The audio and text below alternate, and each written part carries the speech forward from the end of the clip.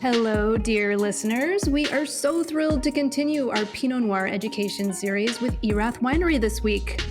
Erath is offering a very super special, the Four Top 6-pack of wines, exclusive to you, our Four Top listeners, at a crazy good discount. Go to erath.com/the4top to learn more and purchase your wines so you can taste along with us. Then stay tuned for another installment of our education series and wine selection later in this episode. I mean, it's true that with COVID, I mean, we haven't had any of these fairs. Provine, Vinitaly, they've all gone. It's been now a couple years, and I with parenting with kids, it's just been a whole different turn. And we haven't had a chance to work out. I've been eating like crap, so I've just been ballooning in weight. And I'm just looking back like, wow, I'm thinking to myself like, what do my 6-pack and Vinitaly have in common? I haven't seen either since 2019. Well, I'm glad you did have a 6-pack in 2019. That's pretty impressive.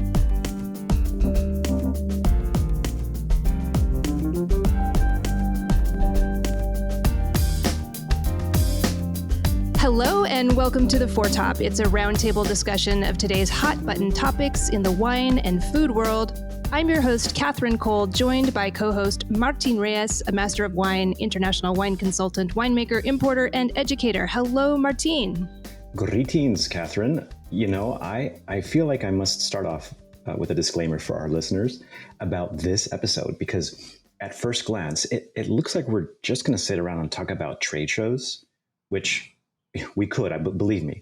And yes, we're going to talk about the weird world of big wine events and what's important about them. But we will also discuss how these large events affect everyone in the world who drinks wine. And we'll also share some memories of our wildest wine fair experiences, but you've got to listen all the way to the end before we spill that tea. Can't wait.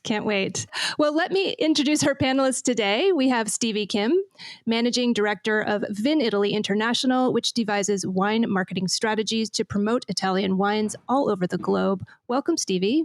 Ciao. Come sta? Buonasera for you. And Alpana Singh, restaurateur, host of the PBS show Check Please, wine personality and groundbreaking former Master Sommelier. Thank you so much for joining us, Alpana. Hello. It's such a pleasure to be here this afternoon, this morning, tonight, whenever you may be listening. And depending on which time zone we are all in, we're in every time zone today. Wherever you are, that's where you are. Well, Martin, let's quickly get our listeners sort of warmed up and describe some of the biggest wine fairs in the world. I think our listeners may not know about these and may not have traveled to Verona, Dusseldorf, Paris, and Aspen every year for these big events. So maybe you can just give us a little background about what we're going to talk about today. You know, I think most of our listeners have all at some point been to a wine tasting, whether it's a small room, even a medium-sized room with 3 or 4, 10, maybe 15 wineries in maybe even a large hall.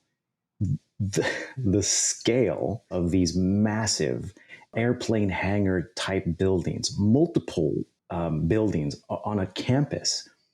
You walk in and as a wide-eyed young wine pro, and you're like, oh my gosh, the ceilings are 40 feet high, and there are thousands of stands with hundreds of thousands of people, both producers, wineries, tents, signs, splashy displays that you're like, hang on, this looks like a city. And then when you think about it some more, they're like, wait, this is only three days for Provine, but for Vinitaly 4 days. Still only 4 days. It's like almost like if the way in which Burning Man, right, tends to just show up out of nowhere in La Playa. I've never been, by the way, but I've been told, right, that everyone leaves and it sort of then goes back to nothing. This flatland. This magical city of wine pops up in this case Verona for 4 days, and it looks permanent and vast. And you just like your mind is overwhelmed with just how much and how awesome the vibrancy and that energy is, and how many wines you're never going to get through all of them in those 4 days. And it's just, to me, the first thing you notice is that scale. And then you have your work cut out for you, because you're not there to have fun. At least as wine professionals, there are certain points in which a consumer can go, right? But even if you go and either as a consumer or as a professional looking for wines, you're like, how am I going to digest this? You're almost paralyzed by the choices in front of you. It is fascinating, and I wish, like, even doing a time lapse video where like you can just walk across one of those rooms for like a minute and a half, and there's 18 more of them, and you're just walking nonstop. You're like, this is so cool. And then there are also these giant consumer events like the Food and Wine Classics. Maybe Alpana, can you tell us a little bit about the big consumer wine fairs? Oh, I think, first of all, Martine, that is such a beautiful and apt description of Vinitaly, and you perfectly encapsulated my first time there. And it was just, I don't think my jaw ever left the floor. It's really overwhelming, and it's massive. And so thank you so much for describing it so perfectly. We have Chicago Gourmet here in Chicago, and I think what makes a good consumer wine event is really putting it in a beautiful surrounding. And so when you think about Aspen and you're in the mountains and it's just this gorgeous atmosphere, there's something very sort of ethereal and heavenly about it. It's sort of, when you meet at the pearly gates and they open and you enter this sort of nirvana. And I think the setting for it is extremely important. In Chicago, we have it in Pritzker Pavilion, with this beautiful architecture in the background, and it just sort of like, you just don't want to leave. And it's sort of this fantasy world, sort of an adult Disney world. And same thing for even like Miami. If you're doing South Beach Food and Wine Festival, you're on the beach. So it's creating this atmosphere that, so the average person would not be able to put together on their own. And it's bringing, because a lot of times these events, they do require capital investment to be able to get to it, and in the sense of Aspen, I mean, you could be looking at $5,000 between airfare, tickets, hotel, and what have you. So you definitely want to create this sort of once in a lifetime experience or feeling for the consumer.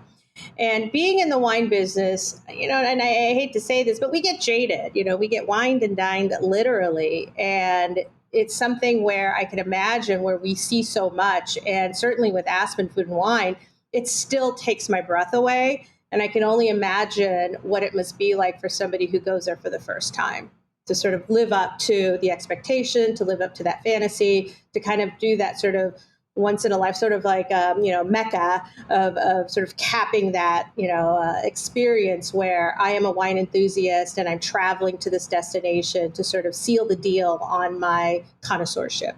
I think one of the questions that maybe some the audience is thinking about might be, what are, or the set of goals that are the objective? I think it's meeting the winemaker and having that face-to-face interaction with these brands and doing it in a way that it's very efficient. Because to be able to, meet a winemaker from Bordeaux, meet a winemaker from Napa Valley, meet a winemaker from Spain, it would be virtually impossible to do that. And here you have this beautiful setting once again under the tent, and you're just hopping from table to table to table, and you're meeting these people who have become celebrities, and to have that ability to interact with them, or at least representatives if the winemaker is not there. And I think that's what makes it sort of an extraordinary experience, to get that face-to-face time. And I think that ability to interact, we see that in so many other fields. We want to meet our superstars, and sort of, we may follow them on social media. We feel this kinship and connection to them, and to have that face-to-face time is an extraordinary opportunity. So I'm curious, Stevie, let's get back to I know we're bouncing back and forth between trade and consumer, but with the trade events, as Martine said, it's an overwhelming number of wineries all in one place, an overwhelming number of importers, especially after we're coming out of COVID. What does it achieve to have all these thousands and thousands of people in one place? Vinitaly, yes, it used to attract about 150,000 attendees. And wow. That's not including, of course, the exhibitors, which are, they're quite substantial in themselves. Now we're down to, or that, should I say, last edition, which was 2019, we're about, I would say, 110,000 attendees. it's a huge number. I mean, however you slice it, it's huge. Now, Vinitaly, I spoke to Martin before. We participated in a panel before, and I said Vinitaly is actually very particular because there are the Italians, both in terms of course, attendees, but exhibitors, the producers themselves, and there is a sense of this, what I love to call the chaotic charm to it, right? So, and and that exactly exemplifies the Italian wine and the Italian wine events.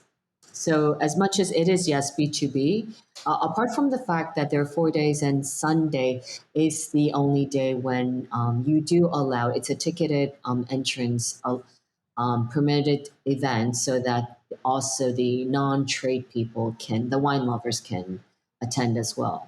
Now, of course, everything after pandemic, I think, has changed us in a deep rooted way. All of us, whether we're wine professionals or wine lovers or wine producers.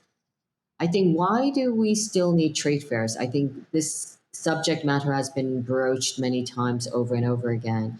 And I have to tell you that it's not about just seeing or being, tasting the wine tasting.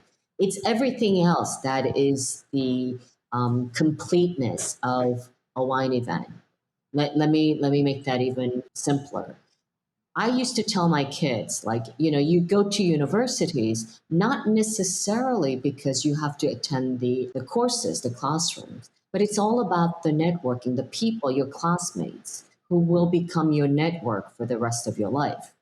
So I think that is very, very similar to attending a wine event. It's not just matter of tasting the wines, but it's what you do afterwards. You meet in the city of Verona, which is like an offsite event in itself, because Vinitaly, the city, the Verona where it takes place, it's just a lovely offsite event. The entire city transforms itself into an event in itself. It's like an event outside of the fairgrounds. And that's where you meet and you share a glass of wine. Maybe not necessarily make sales, right? You don't have any transactional business element to it. But I think there's a great deal of friendship and bonding that takes place, sharing a glass of wine or a meal. And I think that's still very, very important. And the sales do happen, but it's through sort of a circuitous route, correct? I mean, let's be honest here. Now, I mean, exhibition, the business itself, it started happening. Vinitaly has been going on for 55 years. It's been going on way before, cell phones or internet, right? So there was this no online, and COVID has taught us how to do, wine tasting through Zooms and Teams. But I think it's not the same as actually seeing each other. At end of June, I had Opera Wine, which is a grand tasting event that I've been organizing with Wine Spectator. So basically, for your audience, Opera Wine is Wine Experience, the flagship grand tasting magnificent event that Wine Spectator organizes every year, with the 300 finest top wine producers from all over the world. Opera Wine is just kind of the Italian cousin version for Italian wines as a premier event to Vinitaly. And 2020, we did a digital version, and 2021, we postponed it till June, end of June, and it actually was the first global grand tasting event.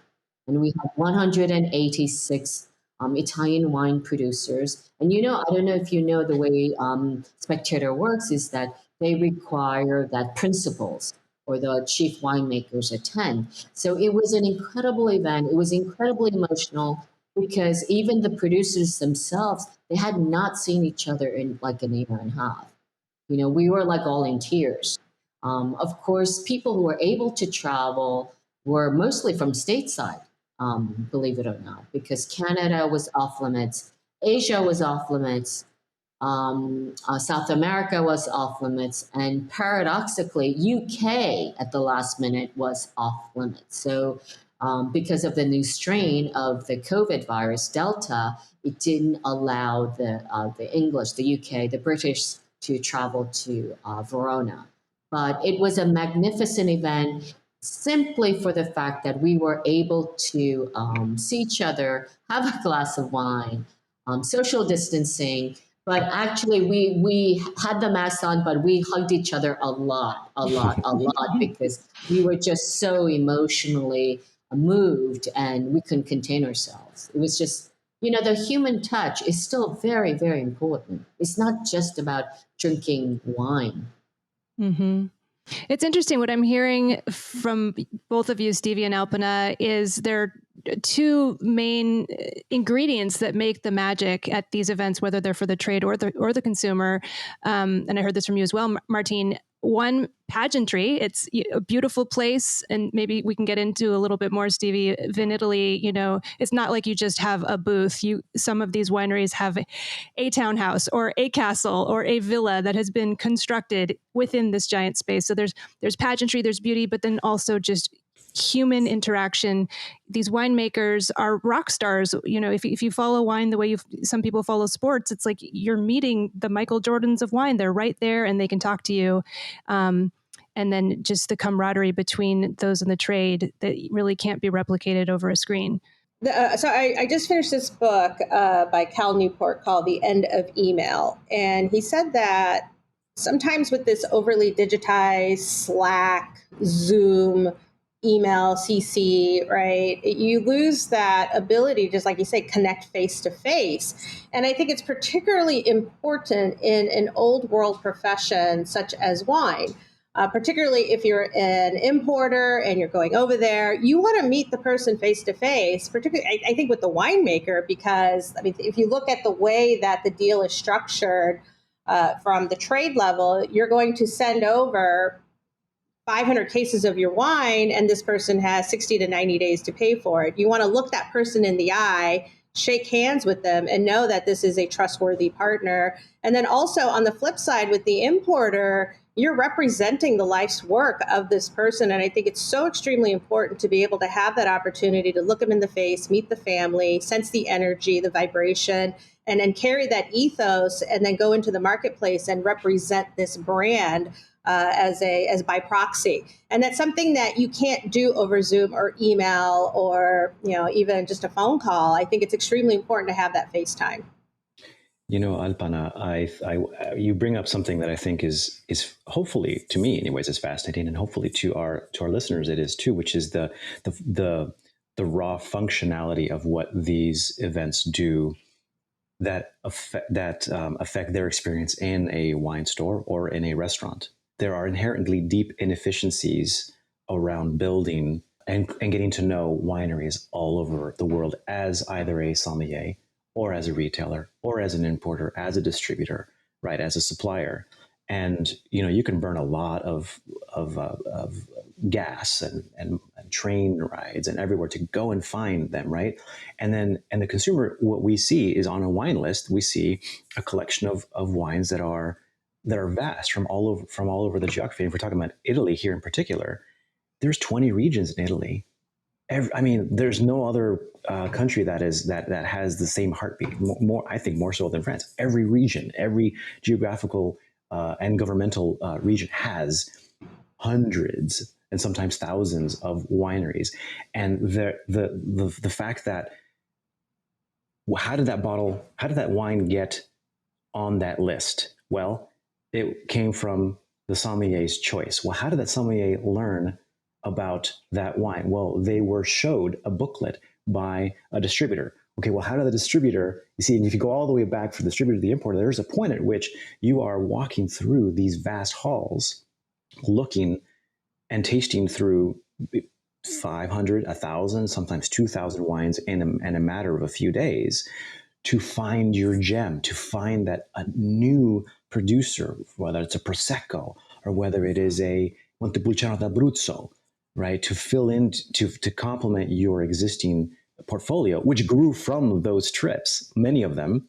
Occasionally, we find them when we travel to those regions, but there is this deep efficiency around these trade fairs that Alpana you reference, and of course Stevie's nodding her head. She's like, "Yes, we are proud of all of these. It's the network and these efficiencies that are built in that enables the trade and the industry and the consumers to keep discovering these new stories, to keep getting to that one small producer in Puglia who spent, sometimes a few thousands of euros to get that small booth, that small stand in this vast ocean that they get stumbled upon by this hip, new, cool importer in Chicago who just says, "Wow, your Susumanello is that is fantastic. That can then go into my new portfolio." Right? There's this rich, tentacled story across farm to bottle to wine list that I find fascinating. That I think the audiences deserve to know how rich that experience is, that travel. And Martin, to emphasize that point that you just made, I think that wine fairs do present this opportunity for equality, in the sense that I do recall when you go through the different airport hangars, because there's the size of airport hangars at Vinitaly, and these tremendous, elaborate booths that are in Tuscany, these bi-level booths where you can go upstairs and taste wine. And then when you make your way into the southern regions, particularly, I just remember going into the tent that had Calabria, and there was this sweet family that had this small booth, and they had just this plate of bread and olive oil, and it was just bare bones. And I thought, wow, that's he has the same opportunity to present his wines, and even though it's a very simple setup, it's the same heart and spirit that is in that greater, more elaborate tent. And I spent time with both. Mm-hmm. And I thought, wow, I would not have had the opportunity to go down to Calabria to discover this family and to be able to interact with them. And I think from a sommelier's perspective, it's much more fulfilling for me to sell a story than it is to sell a product, and to represent this gentleman and his family and his legacy and his history with the same respect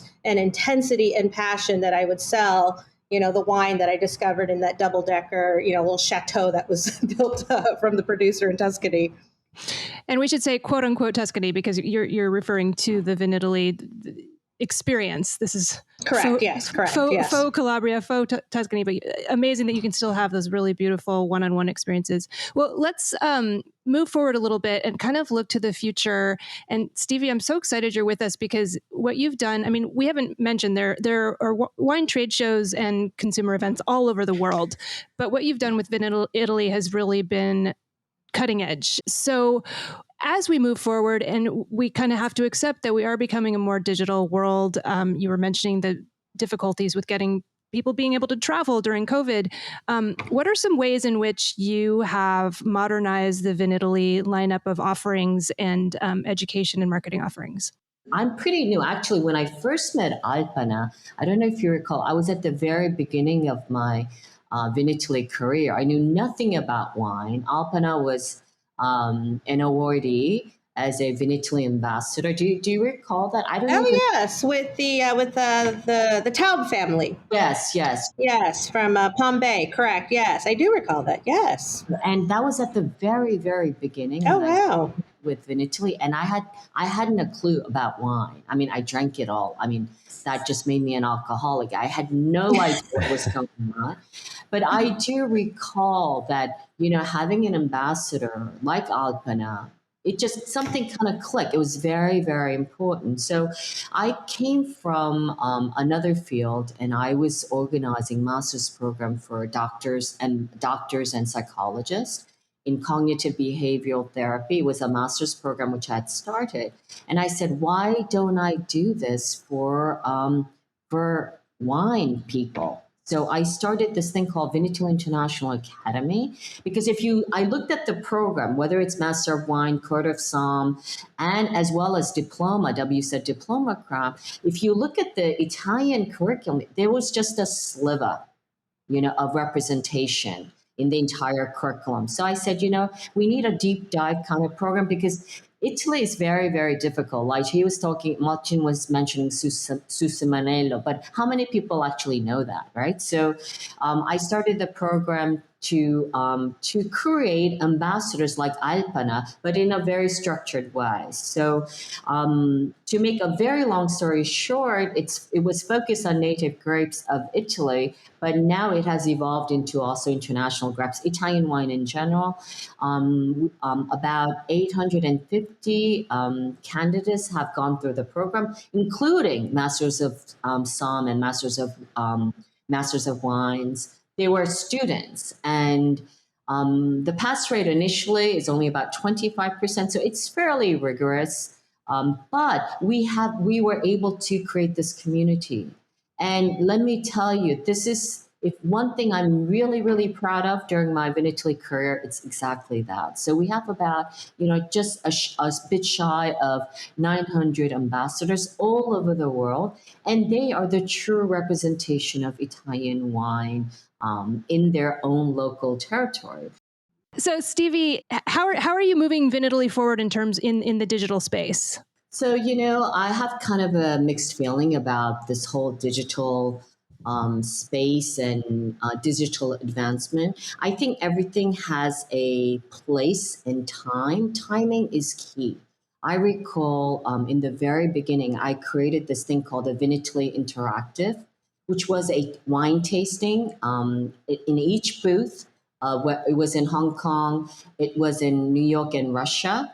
And I'm talking about 8-9 years ago, very beginning. What I did was I installed an iPad in each booth of tasting, and the producers were serving the wine, and then the attendees would rate the wines directly into the iPad. And then the attendees would get all of their tasting notes. I mean, how great is that, right? And the producers would get who tasted what. I would give both what producer needed and what attendees needed. Very cool. But what happened is that even now, what happens during a grand tasting, typically, right? The producer sits back and behind the booth. He pours the wine, okay? Attendee puts up his glass in front of the producers.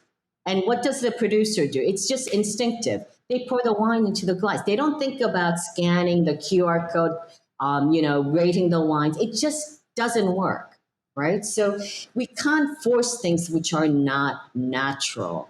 I also started the first e-commerce program in Italy, Vinitaly Wine Club. And I think I kind of paved the way, and I'm happy, especially during COVID. I think it was very successful. But the Italian wine producers were very uncomfortable of selling their wines online, right? The big producers, they didn't want to have their wines on any e-commerce format. They didn't understand that anyone can buy wine from the supermarket and put it, on internet and sell it. That's e-commerce. So I think everything has a time and its place. With regards to during pandemic, we created some extra opportunities.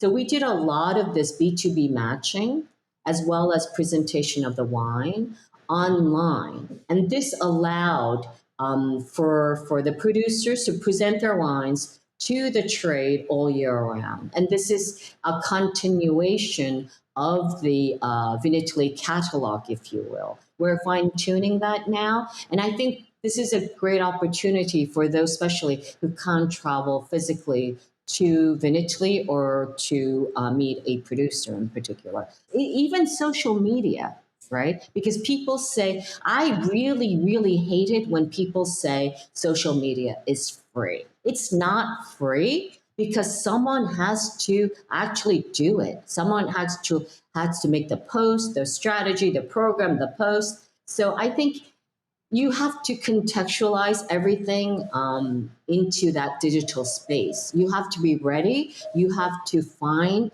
the right amount of digital space you need and how you can arrange that. And it's like getting married, right? It's like actually finding an importer.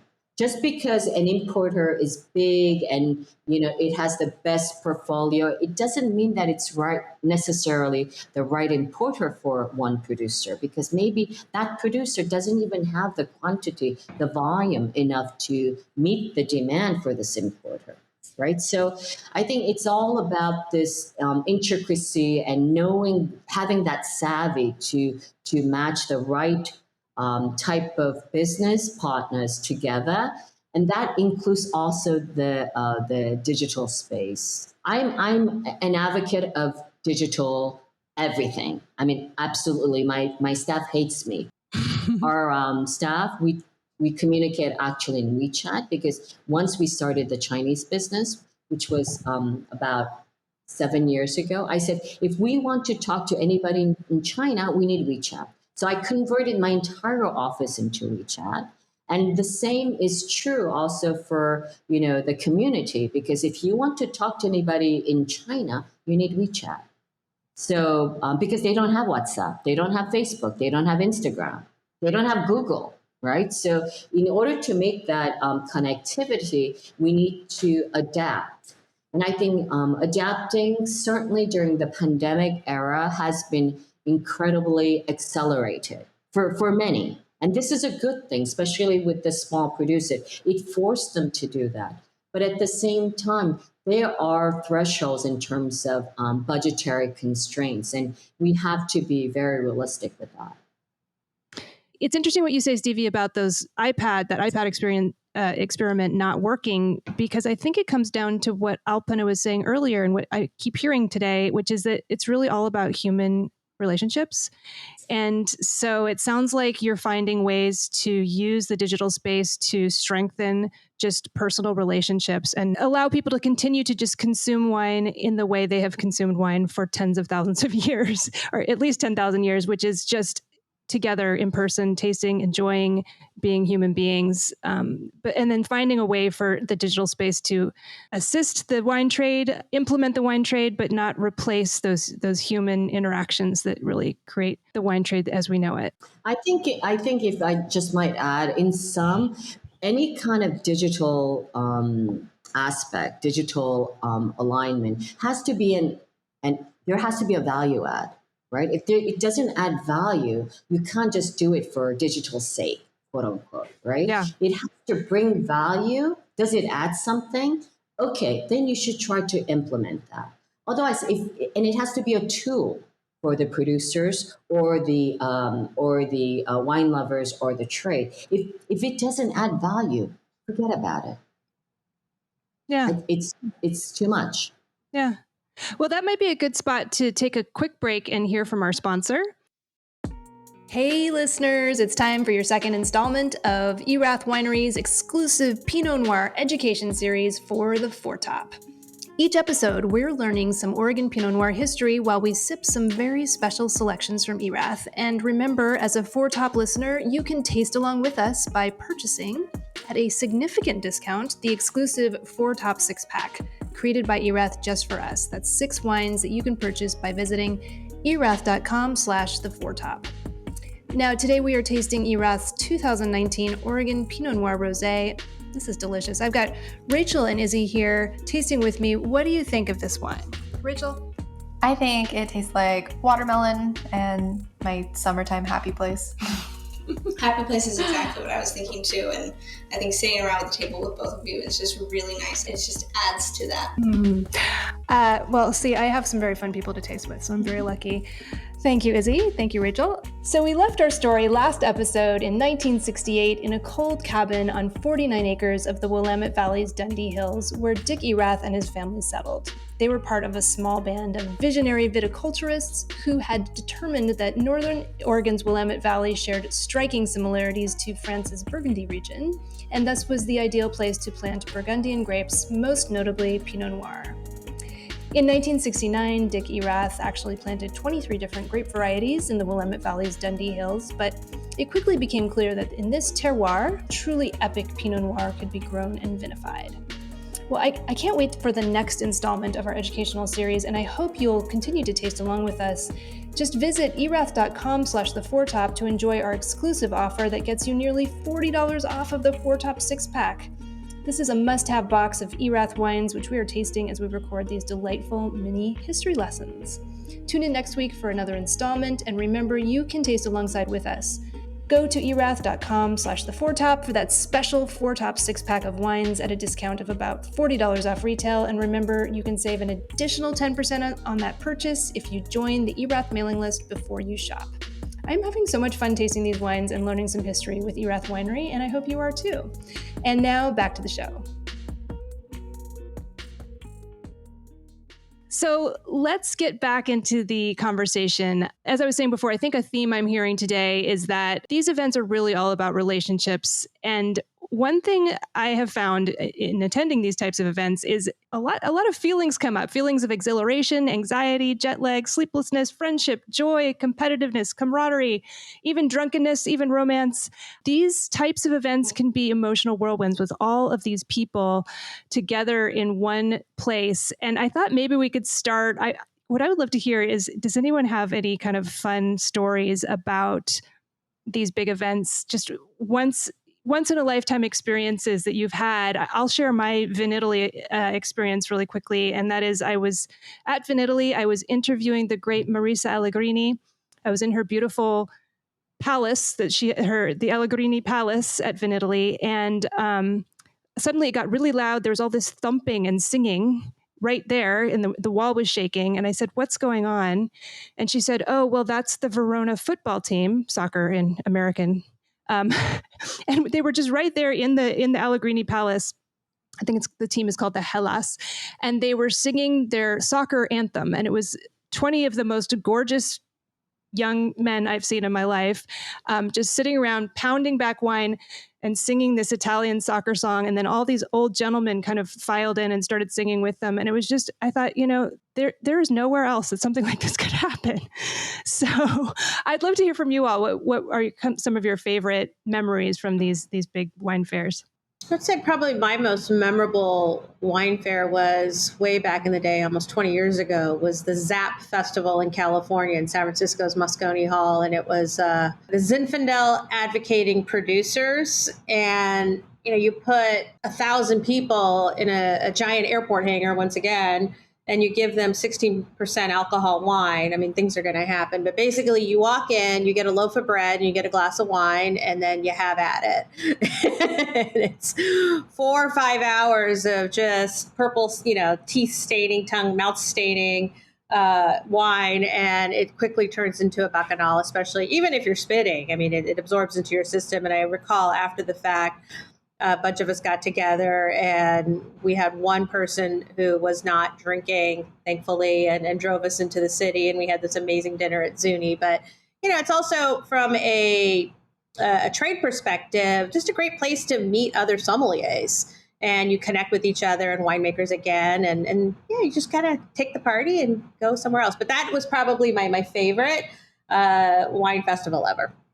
Man, I feel like I got my priorities all wrong, because I tend to have only gone to trade events, and it's I've got myself overly scheduled hours, with my crew back in the day when I was a formal buyer, and I don't have any of those stories. I have stories of missing lunches, missing appointments, literally running from one hall to the other, trying to eat a schnitzel in Dusseldorf between two appointments to get to my next one, and then or missing a train because it was just packed like sardines in the morning.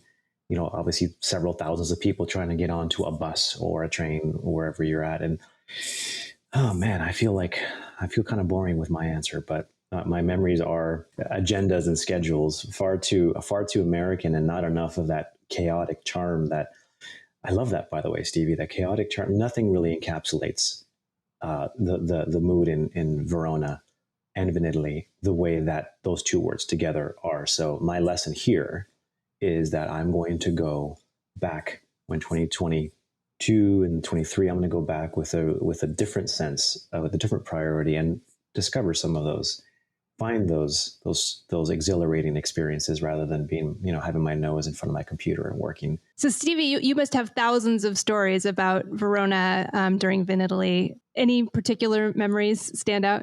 Oh, I have so many. I don't even know where to start. But I will tell you one thing during the very beginning of my career, because those kind of seem to have a stronger imprinting, if you will. Is actually when I was in not Provine, but the day before Provine, they organized. My friend Felicity Cotter, one of the smartest women I know, and Robert Joseph, an incredible veteran who I work with also for Five Star Wines, which is a wine competition. They invited me to speak at the wine conference, and it was about social media. And I was up on stage with a bunch of Germans, and they were honoring Angelo Gaia at the time. He and I were the only, I think, Italians in the room at the time. And I said something like, "Oh, I see Angelo. For example, he doesn't even have a website, right?" And I pointed to him, and then he yelled back. He said, "Well, that's because I want to be the last one to have, have the website." And then I screamed back, "Angelo, you are already the last one." and this was like, I don't know, it was like 10 years ago. So, and he still doesn't, of course, have a website. So I think that kind of exemplifies the greatness of, Italian wine history in a way, a winemaker, wine producer, wine personality. It's almost binary in a way, right? Which is what it represents in terms of digital space. But at the same time, it's not that black and white.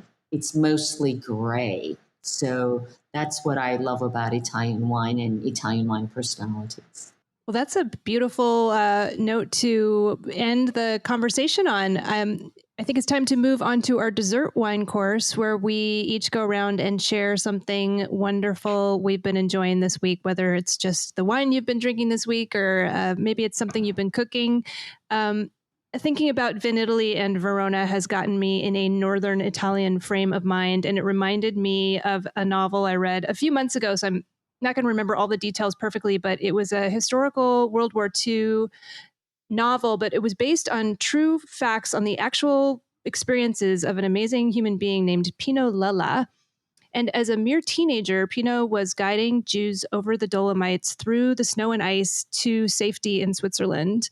And after that, if that was not enough, he then became a spy, and he was high up in the Third Reich, or he was assisting someone very high up in the Third Reich, and was a huge war hero. And he was just kind of thrown into this circumstance. He was just this young Northern Italian teenager. And anyway, it's one of those books where you cannot stop reading. You have to turn the page and see what happens. It's called Beneath a Scarlet Sky, and it's by Mark Sullivan. And he just interviewed Pino Lella as a very old gentleman, and just was able to retell these amazing stories. But also there's, of course, wonderful Northern Italian food and wine in the novel as well. So I highly recommend that. Who would like to share a dessert item now? How about you, Martin? Yeah, I think I have mine, and I'm going to keep going with the book theme as opposed to a drink or a food. And this is a book that is called Inward by Yung Pueblo, Yung, and then Pueblo, Pueblo. And the book is called Inward. And it isn't so much a book or a story as a collection of thoughts on each page, limited thoughts, just a few words on each page. And this touched one of my friends, Ashley Hausman, so much when she read it that she says, Martin, you have to have this book. You have to read it. As a matter of fact, I'm going to send it to you because it was that impactful to me. And she did. So I'm looking at sending this to somebody next who really needs it, and I will.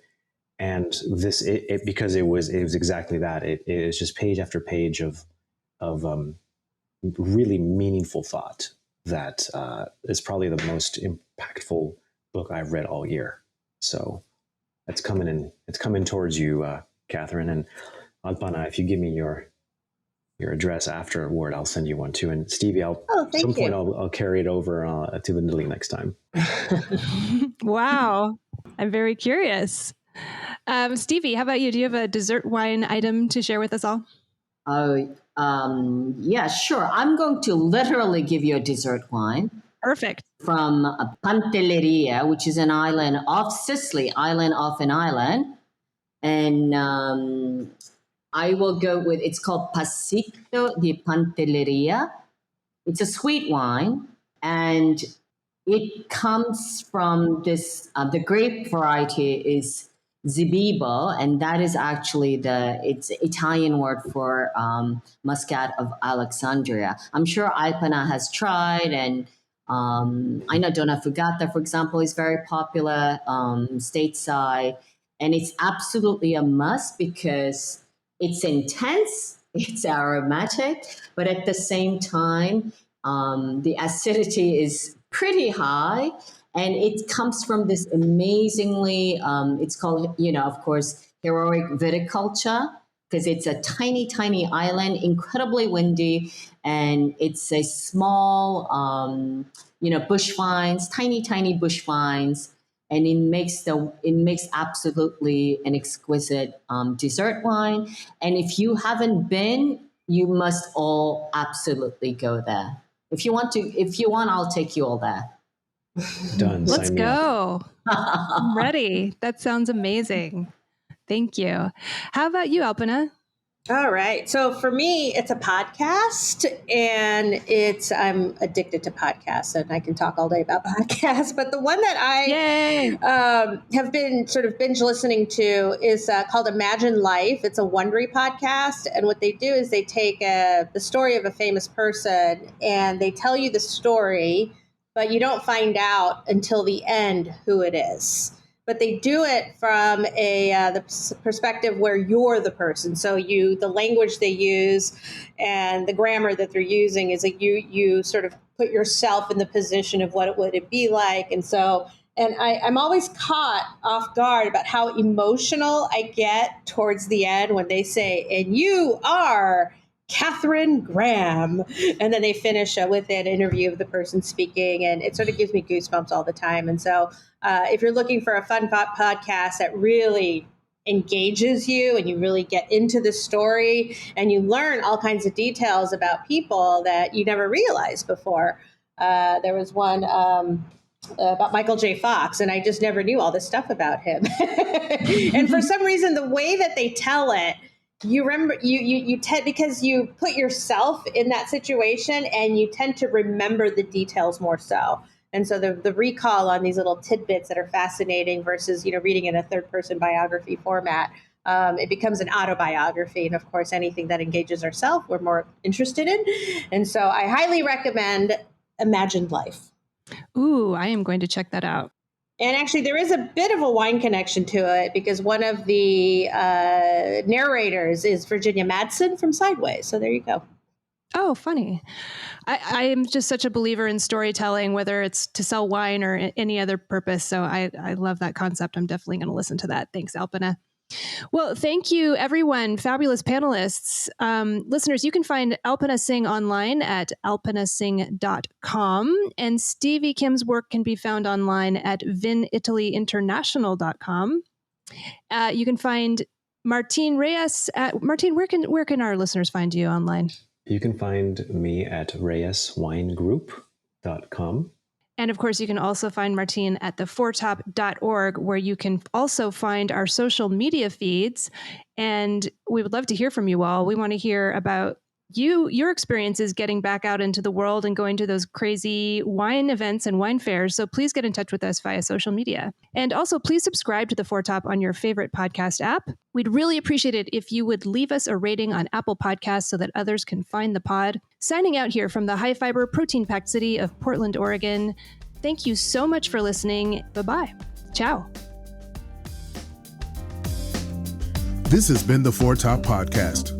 Catherine Cole is our executive producer, Izzy Kramer is our senior producer, and I'm Keelan King, sound supervisor. We are also assisted by audio editor, Michelle Richards, our production assistant, Rachel Grossman, and our social media assistants, Lex Rule and Nick Toole. Please visit our website, thefourtop.org, to learn more about us, listen to back episodes, reach out to us on social media, and purchase books written by our amazing panelists. And if you have not already subscribed to The Four Top on iTunes, NPR One, or Spotify, please do so and leave us a rating. Stay safe out there, and thanks for listening.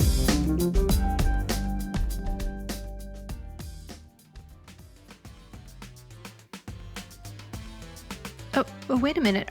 Are you still there? Oh, well, if you're still listening, then I need to tell you something. I need to tell you about the fabulous swag over at sparklingwineanytime.com.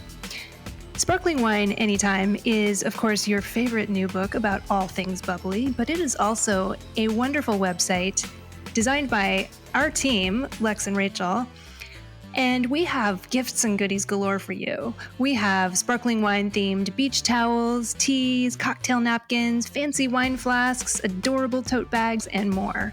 And guess what? Your purchase will help to support a favorite cause of ours, Ahivoy, that's AHIVOY, check it out, which provides education and career training to vineyard stewards in the Willamette Valley. So it's a win-win for everyone, and who doesn't love sparkling wine anytime? Please head to sparklingwineanytime.com. We would love to see you there. Thanks. We love you all. You're wonderful. Kiss, kiss.